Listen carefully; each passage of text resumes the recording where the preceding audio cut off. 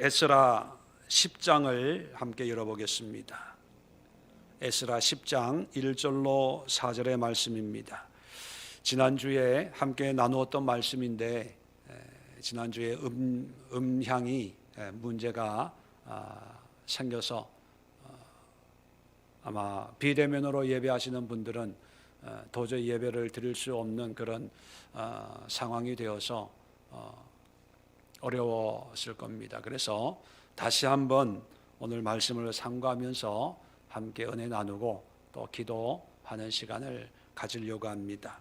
혹시 지난주에 예배 들으셨던 분들은 다시 한번 말씀을 함께 나누는 시간 될 수 있기를 바라고, 또 지난주에 예배 함께 하지 못했던 분들은 다시 한번 말씀을 나누고 또 이 말씀으로 함께 기도할 수 있도록 하겠습니다. 자, 1절부터 4절까지 한 절씩 교독하도록 하겠습니다. 1절 제가 먼저 봉독합니다. 에스라가 하나님의 성전 앞에 엎드려 울며 기도하여 죄를 자복할 때에 많은 백성이 크게 통곡하며 이스라엘 중에서 백성의 남녀와 어린 아이의 큰 무리가 그 앞에 모인지라.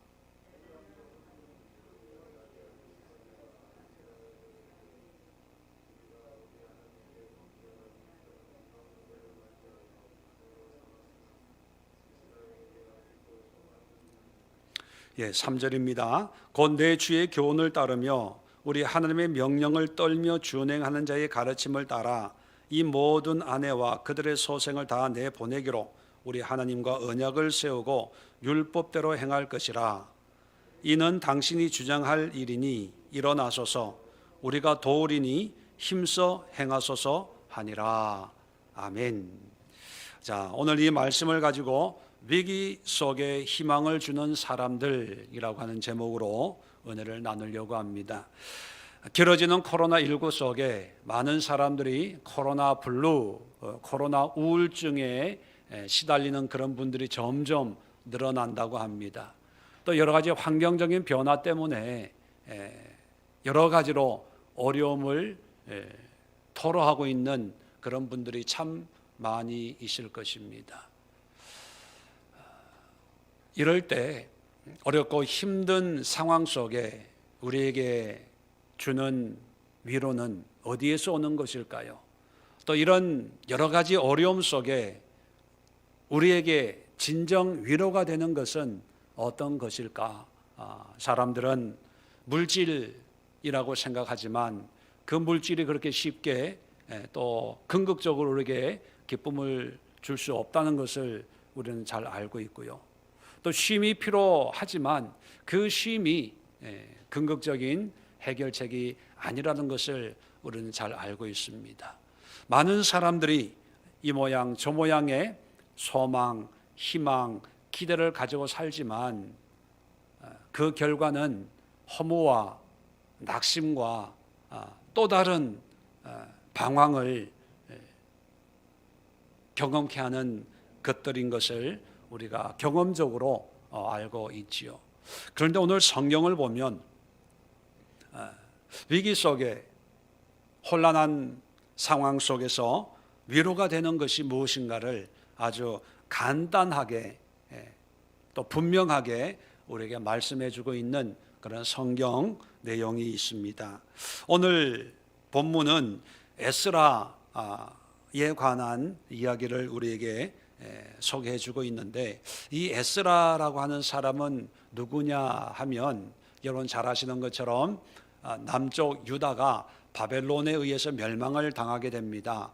그래서 이 유다 백성들이 바벨론으로 포로로 끌려갔다가 이제 하나님의 정한 때가 되어서 예루살렘으로 귀환을 하게 됩니다.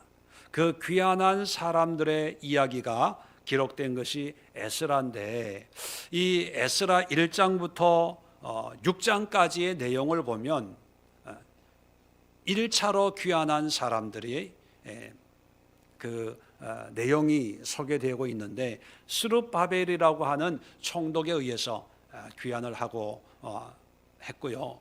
그 다음에 7장부터 10장까지 오늘 본문의 내용이 이제 제사장 겸 학사인 에스라에 의해서 2차 귀환이 소개되고 있습니다. 자, 이 에스라가 이제 우여곡절을 겪고 포로를 이끌고 예루살렘에 귀환을 해 보니까 참 여러 가지 문제들이 있다는 것을 알게 됩니다. 자, 그래서 9장 1절 보시면 2일 후라고 하는 것은 예루살렘의 이제 8장의 내용인데 예루살렘에 돌아와서 예배를 드리고 난 다음이라는 뜻입니다.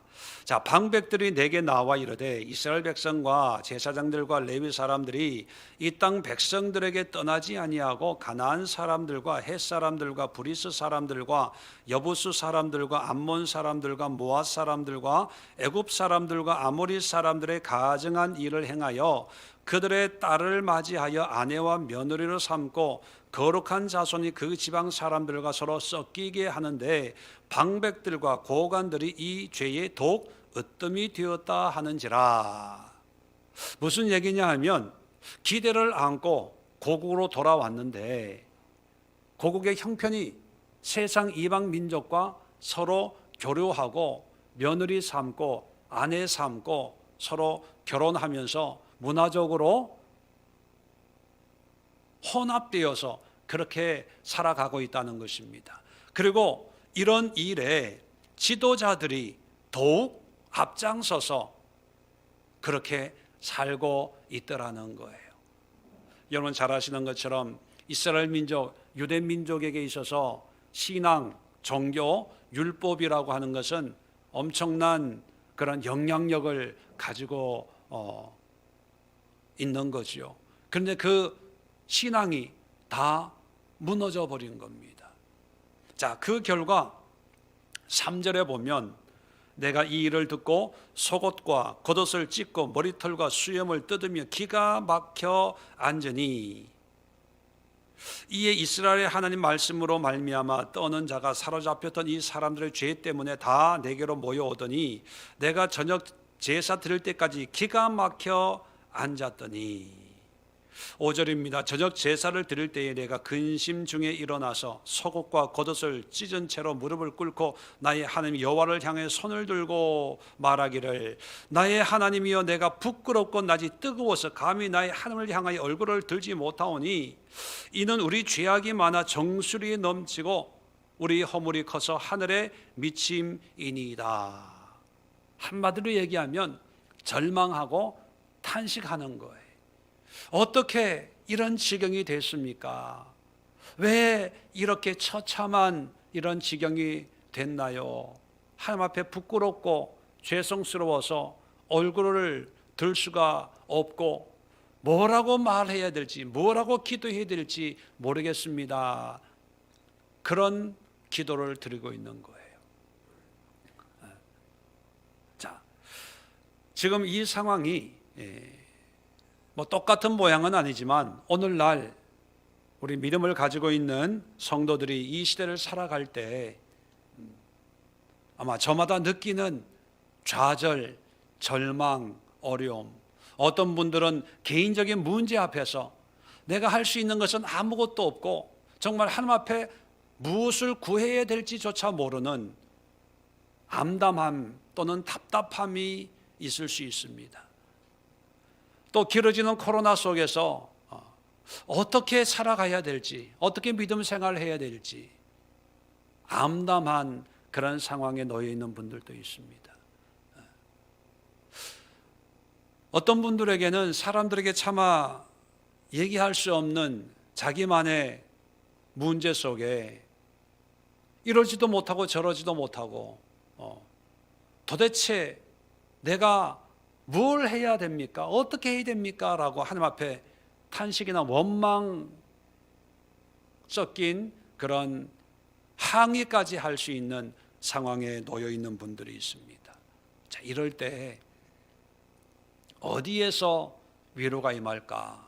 오늘 성경 본문을 보면 이런 상황에 있는 에스라에게 2절에 보면 엘람 자손 중 여히엘의 아들 스가냐라고 하는 사람이 등장을 해서 에스라에게 뭐라고 얘기하냐 하면 2절 끝에 보면 이스라엘에게 아직도 소망이 있나니, 소망이 있다는 것입니다.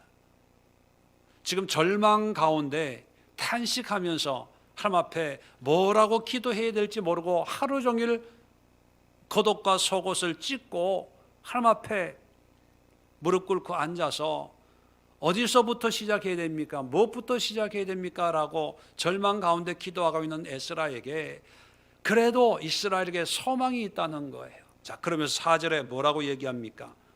당신이 주장할 일이니 일어나소서, 우리가 도우리니 힘써 행하소서 하니라. 자, 희망을 주는 거예요. 다시 시작하자는 거예요. 에스라가 누굽니까? 선지자예요. 제사장이에요. 학사입니다. 하나님의 말씀을 연구해서 백성들에 가르치는 종교 지도자예요.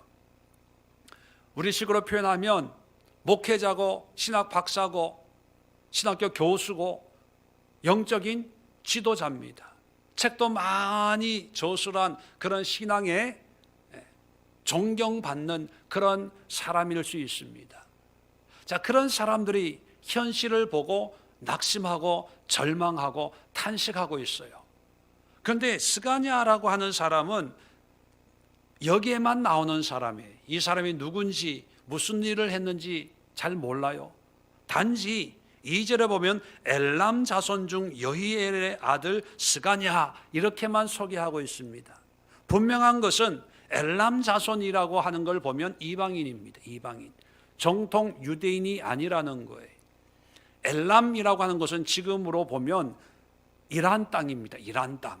이란과 이라크 국경지대에 있는 그런 민족인데 어떻게 해서 하나님 여호와를 믿게 되고 믿는 유대인, 개종한 유대인이 되었습니다. 그래서 귀환하는 그런 사람들과 함께 예루살렘에 머물렀는데 이 스가냐라고 하는 이름 없는 무명의 한 성도가 에스라에게 소망을 불어넣는 거예요.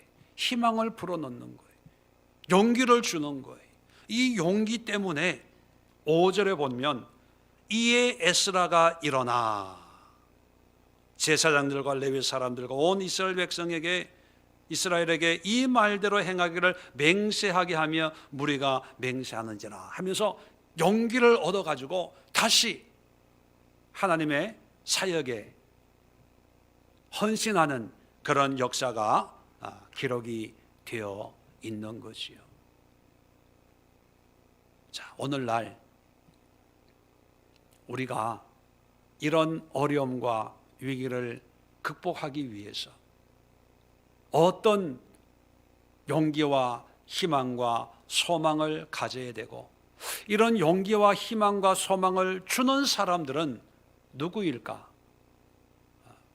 오늘 4가지로 함께 생각해 보면서 이 4 부류의 사람들이 될 수 있기를 우리가 기도하고 또 이 4 부류의 사람들을 통해서 우리 한 사람 한 사람이 희망과 소망을 얻는 그런 축복을 하나님으로부터 받는 그런 기도를 함께 드리도록 하겠습니다.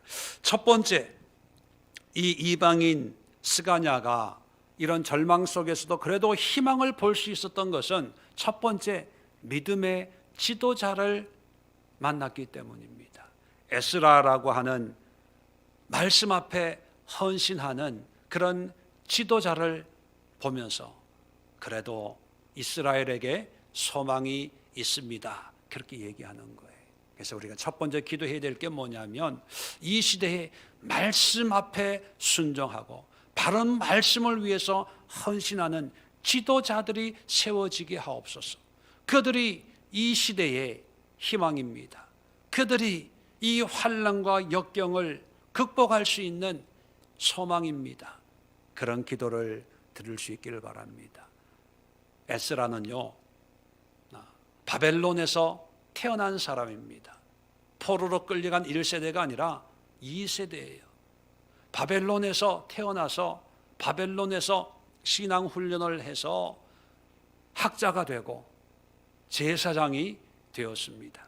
성경을 보면 에스라는 바벨론 왕에게 얼마나 총애를 받았던지, 에스라가 원하는 것은 왕이 다 허락하는 그런 삶을 살았어요.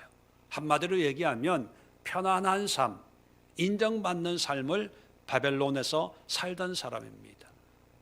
그런데 고국으로 돌아가서 이스라엘 백성들에게 하나님의 말씀을 바르게 가르쳐야 되겠다, 그런 마음을 품고 왕의 허락을 받고 예루살렘으로 돌아왔습니다.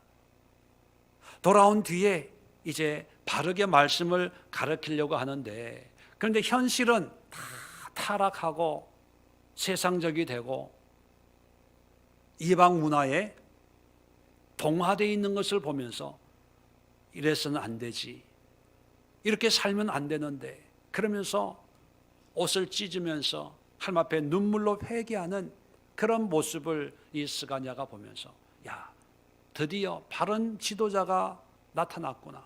왜냐하면 아까도 우리가 읽었지만 9장 2절 끝에 보면 방백들과 고관들이 이 죄에 더욱 으뜸이 되었다 하는지라. 지도자들이 먼저 더 세상적이 되어버린 상황이지 않습니까? 이럴 때 하나님의 바른 지도자를 만났을 때, 비록 에스라는 현실을 보면서 낙심하고 절망했지만 스가랴는 야, 소망이 있다, 희망이 있다, 이렇게 외칠 수가 있었던 것입니다. 여러분, 좋은 대통령이 세워지면 물론 좋겠지요. 그런데 그것이 과연 우리에게 희망과 긍정적인 소망을 주는 걸까요? 우리 믿는 사람들은 하나님의 나라를 살기 때문에 하나님의 나라의 소망은 바른 말씀과 바른 신앙과 바른 하나님의 도를 우리가 알고 배우고 훈련해야 되는데, 그런 바른 도를 가르칠 지도자가 세워져야 되는 거예요. 세상에서도 좋은 지도자를 세우려고 노력을 하고, 또 지도자가 될 사람들도 내가 좋은 지도자입니다, 서로 PR하기 바쁘지 않습니까? 왜냐하면 지도자가 그만큼 중요하기 때문이죠. 그런데 영적인 지도자들은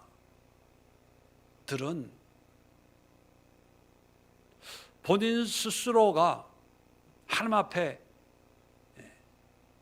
헌신하고 바른 말씀과 바른 가르침을 베풀려고 얼마나 노력하고 얼마나 애쓰는지 지도자들이 먼저 스스로를 살펴봐야 되겠고, 또 바른 지도자들 위해서 우리 성도들이 또 기도해야 되겠고, 또 바른 지도자를 만날 수 있도록 우리가 기도하는 그런 수고를 아끼지 말아야 됩니다. 왜냐하면 지도자가 곧 희망이기 때문입니다. 자, 두 번째 희망을 어디에서 찾냐 하면 1절에 보면 에스라가 하나님의 성전 앞에 엎드려 울며 기도하여 죄를 자복할 때에 많은 백성이 크게 통곡하며, 자, 에스라도 울고 기도하고 죄를 자복해요. 자기가 지은 죄도 아닌데 이 시대의 죄악상을 보고 이렇게 살아서는 안 되는데 그런 마음으로 기도하고 있는 거죠.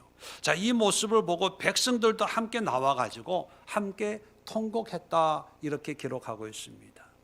이 통곡, 이 눈물의 의미는 성경이 분명히 말씀하고 있죠. 죄를 자복하는 거예요. 회개하는 것이지요. 그게 무슨 의미냐면, 여러분, 세상의 희망은 뭔가 잘 될 때 기대와 소망이 생기는 거죠. 실적이 늘어나고 어떤 가능성이 보일 때 희망이 생겨요. 그런데 영적인 세계에서는 잘 되는 것이 좋은 것만이 아닙니다. 영적인 세계, 하나님의 세계에서 가장 희망적인 소식은 뭐냐면 회개하는 거예요. 회개. 성경 속이든지 성경 밖에서 기독교 역사에서 수많은 부흥이 일어났는데 시대와 환경과 상황은 다 다르지만 영적인 부흥의 공통점이 있습니다. 그것은 뭐냐면 회개로 시작했다는 거예요. 회개. 죄를 죄로 여기는 그런 믿음이 새로운 부흥의 시작이고 변화의 시작이었다는 것입니다. 그래서 모든 사람들이 다 죄를 지으면서 다 이렇게 사는 거 아니야? 누구도 이렇게 살고 누구도 저렇게 사는데 뭐 이거는 그냥 어쩔 수 없이 이렇게 사는 거야 라고 죄에 무뎌진 상황 속에 에스라는 아니야, 이건 죄야, 하나님 앞에 회개해야 돼. 죄를 뒤집어 쓰고 옷을 찢으면서 죄를 자복하는 통곡하고 회개의 눈물을 흘릴 때 그걸 보고 야, 하나님이 뭔가 시작하겠구나, 하나님이 일하시겠구나, 그걸 느꼈다는 거예요. 반대로 절망스러운 상황은 뭘까요? 내가 하는 일이 잘 안 되기 때문에 절망입니까? 여러 가지 사건 사고 속에서 내가 힘들어지니까 낙심하고 절망합니까? 예, 그럴 수 있죠. 그러나 성경적인 절망은 뭐냐면 죄인데도 죄인 줄 모르고 사는 거예요. 그래서 회개를 할 줄 모르는 거예요. 그게 절망입니다. 스가랴는 지도자와 백성들이 죄 앞에 죄로 인정하고 하나님 앞에 자복하는 회개의 눈물을 흘릴 때, 야, 우리 민족 이스라엘 아직은 소망이 있구나, 희망이 있구나, 뭔가 해봅시다. 이런 사람들과 함께 새로운 역사를 이루어 갑시다. 권면할 수 있었던 것입니다. 여러분, 코로나19 속에서도 마찬가지입니다. 죄를 지으면서도 그것이 죄인 줄 모르는 영적인 죄악에 무뎌진 심령들이 있다면 그런 마음을 내려놓고 죄를 인정하고 하나님 앞에 회개의 눈물을 흘릴 때 그 눈물은 고통과 애통의 눈물이겠지만 영적으로 보면 희망의 눈물이에요. 하나님이 그의 인생에 역사하실 것이고 하나님이 그 삶을 통해서 하나님의 뜻을 이루어 가실 것이고 그 눈물을 흘리는 그 눈에서 언젠가는 기쁨과 감사와 영광스러운 은혜의 고백이 있는 그런 새로운 삶으로 변화되어지기 때문에 희망과 소망을 준다는 것입니다. 여러분, 그렇다면 이 시대에 희망을 전하는 사람들이 되기 위해서는 우리는 이 시대의 죄를 고백하고 통해 자복하는 회개의 눈물을 흘려야 됩니다. 내가 지은 죄도 당연히 회개해야 되겠지만 내가 지은 죄가 아니지만 이 시대의 죄악, 이제 가정이 무너지고 남녀의 성이 무너지고 인간의 근본적인 가치들이 무너지는 그런 시대에 우리가 살고 있습니다. 동성애나 뭐 이런 사회적인 이슈들을 바라보면서 야, 참 시대가 많이 변했구나 라고만 생각할 것이 아니라 정말 하나님이 인간을 창조하신, 가정을 창조하신 창조의 하나님의 질서에 정면으로 도전하는 그런 시대가 되었다는 것을 자각하고 하나님 앞에 무릎 꿇고 회개의 눈물을 흘릴 때 그 인생은 희망이 있고 그 교회는 희망이 있고 그 사회는 희망이 있다는 것입니다. 우리가 가진 것은 없고 이 사회를 위해서 뭔가 큰 일은 할 수 없지만 그래도 이 사회, 이 시대에 희망을 주는 사람들이 되기 위해서는 우리의 눈에서 회개의 눈물, 죄의 자복의 눈물, 통곡의 눈물이 흘러내릴 수 있도록 우리가 함께 기도하도록 하겠습니다. 세 번째 희망을 주는 사람은 3절에 보면 스가랴가 소망이 있는 이유를 이렇게 얘기합니다. 3절에 곧 내 주의 교훈을 따르며 우리 하나님의 명령을 떨며 준행한 자의 가르침을 따라 이 모든 아내와 그들의 소생을 다 내보내기로 우리 하나님과 언약을 세우고 율법대로 행할 것이라. 그렇게 얘기합니다. 말로만 기도만 회개하는 것이 아니라 하나님의 말씀에 실질적으로 순종하겠습니다. 그렇게 고백하는 것입니다. 한마디로 말하면 말씀대로 살겠습니다. 말씀에 순종하겠습니다.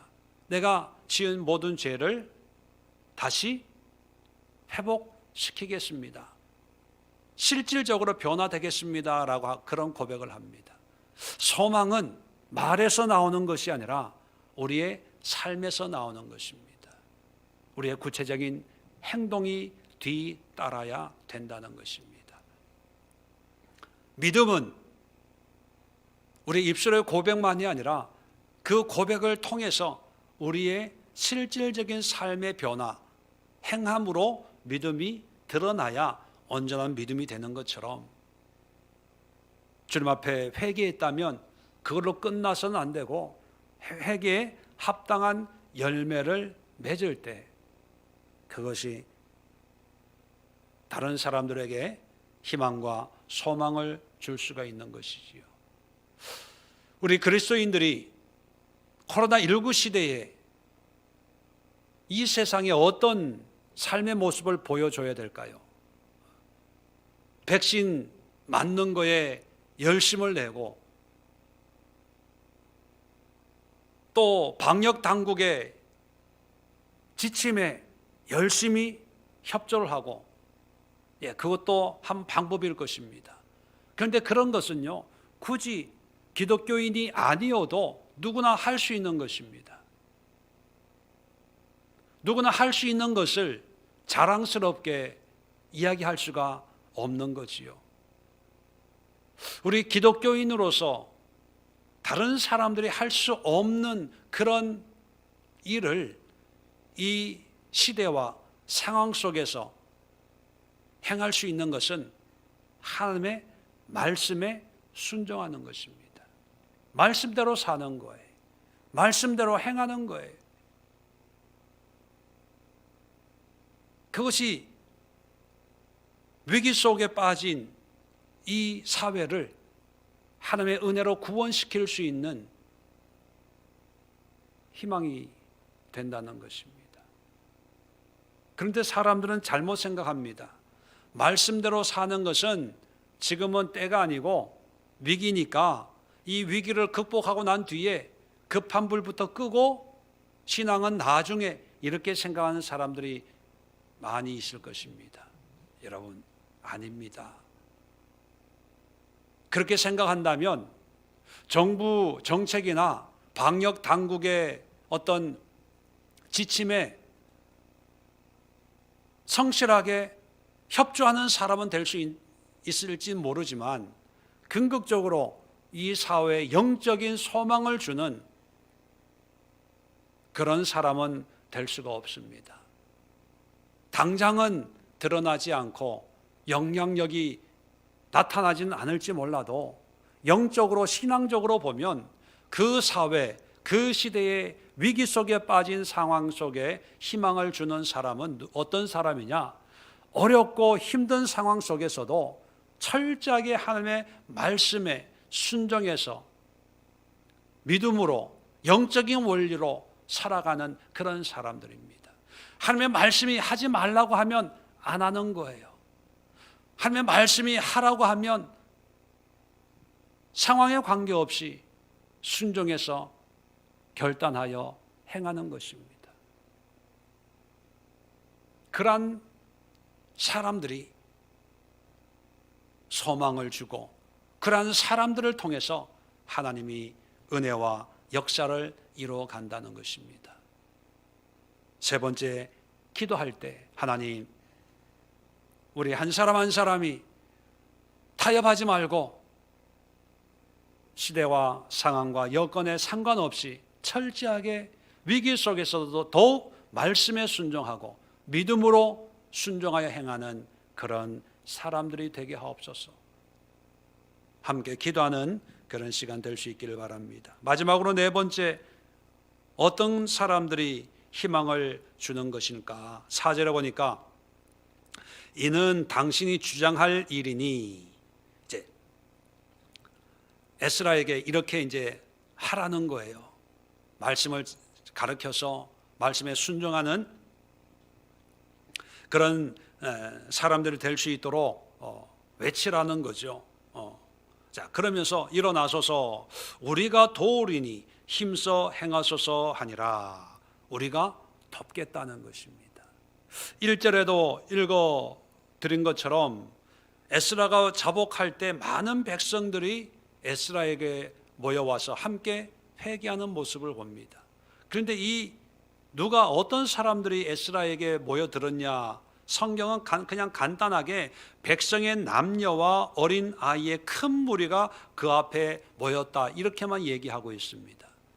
지도자, 방백, 제사장들이 모였다는 얘기가 없이 그냥 백성의 남녀, 그리고 특별하게 어린 아이의 큰 무리, 아니 애들이 많이 모여서 뭘 하겠다고. 어떻게 보면 이런 영적인 일에 아이들은 별로 소용이 없을 수 있습니다. 그런데도 성경은 남녀의 모임과 어린 아이의 큰 무리가 모였다고 기록하고 있어요. 그리고 우리라고 얘기하고 있는 스가랴 자신도 정통 유대인이 아니라 이방인입니다. 언뜻 생각하면 별로 영향력을 발휘할 수 있는 그런 사람들이 아닌 거죠. 일반 시민들이에요. 약한 자들입니다. 내세울 게 없는 사람들이에요. 영양가가 그렇게 없는 그런 사람들입니다. 그런 사람들 모여서 같이 기도하고 있는데 스가랴는요, 그런 사람들을 보면서 우리가 돕겠습니다, 그렇게 얘기합니다. 여러분, 마지막 네 번째 희망을 주는 사람이 어떤 사람이냐 하면 하나님의 선한 역사에 함께 동력하는 사람입니다. 동력하는 사람들. 비록 세상적으로는 인정받지 못하더라도 세상이 그저 남녀로 봐요. 남녀. 그래도 그 평범한 사람들이 한 뜻으로 한 마음으로 함께 모여서 하나님의 선한 역사에 나도 동참하겠습니다 라고 할 때 그들의 모습이 누군가에게는 희망이고 소망이고 가능성이라는 사실입니다. 아이들도 마찬가지예요. 아이들이 무슨 일을 하겠습니까? 무슨 힘이 되겠습니까? 그런데 그 아이들이 모였어요. 별 볼 일 없는 아이들이 모였는데 어떤 사람들은 아유 귀찮아, 얘네들을 어떻게 데리고 있지?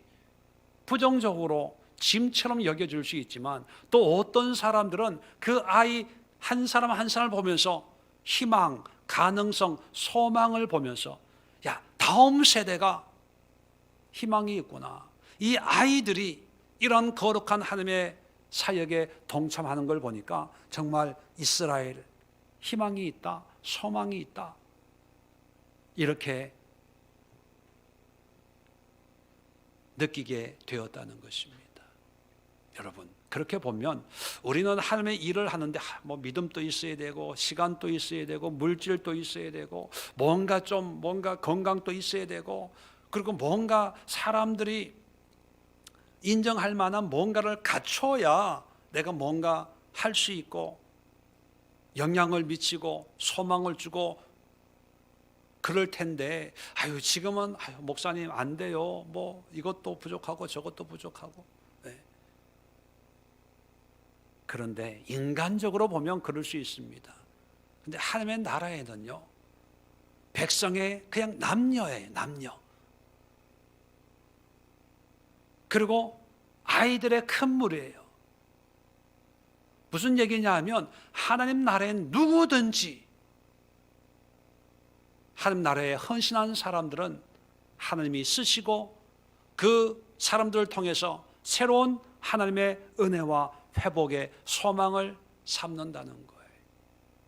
그렇게 보면 여러분, 우리 한 사람 한 사람도 충분히 이 시대에 소망을 줄 수가 있어요.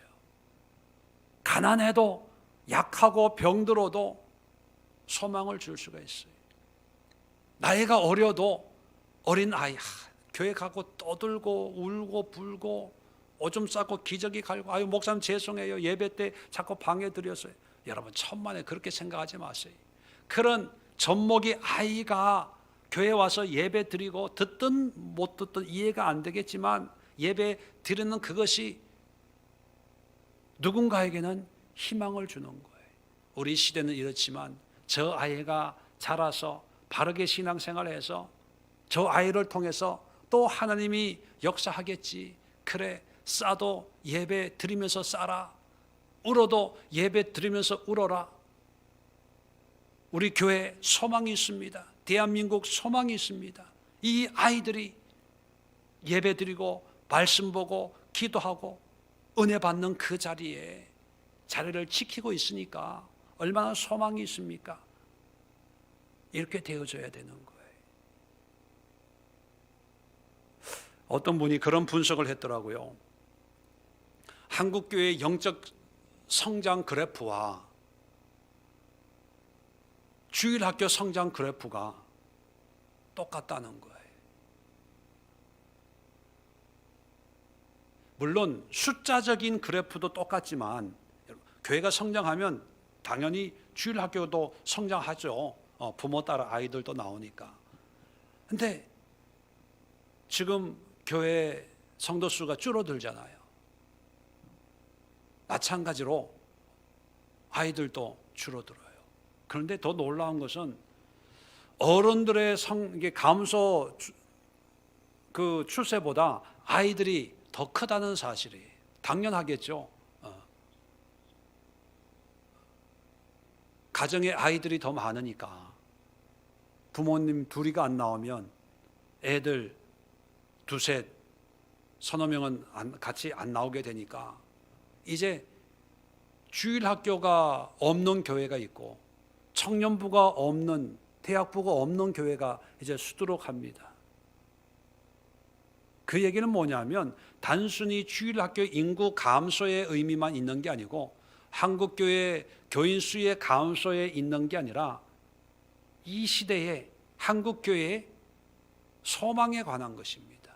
희망이 없어진다. 다음 세대의 영적인 모습을 미루어 살필 수가 있는 척도가 되는 거죠.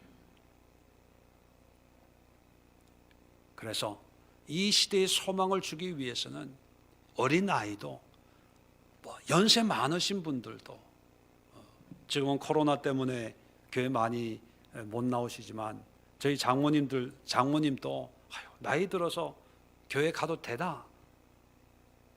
교인들한테 부담 주는 거 아이가? 그런 말씀을 합니다.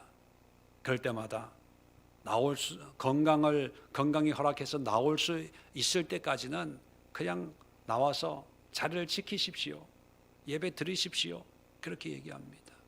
여러분, 세상은 능력 있는 사람이 희망을 주지만 하나님 나라에는요, 능력 있는 사람이 아니라 그 누구, 남녀노소, 어린아이까지 누구든지 하나님의 선한 뜻에 헌신하는 그런 믿음이 있다면 그 한 사람 한 사람이 그 시대에 소망을 주는 사람입니다.